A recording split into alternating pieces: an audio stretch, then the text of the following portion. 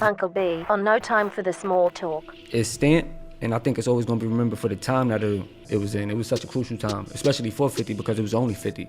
When 50 got in the market, 50 made sure that nobody else was there. So for that, in Queens, it just gives you the mind state that you got to be hungry and you got to be willing to take out your competition. You know what I mean? So 50 set the tone.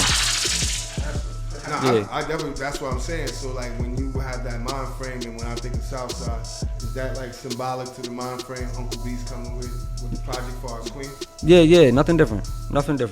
Still hunger for more, still beg for mercy. Everything that Blueprint. everything that they stood for is still the foundation for the footwork in Southside. Outside of that, you know, I don't want to just, hop on that too much.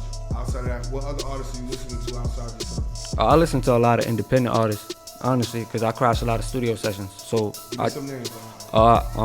I did music with Pooch Loc from Ravenswood.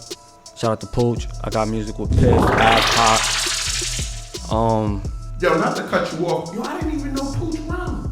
Yeah. That's another thing too. Pooch put a lot of footwork in for a lot of people too. He set the tone for a lot too. See what I'm saying? If you don't for an ask, entire you don't culture. know. You know what I'm saying? That's the homeboy, man.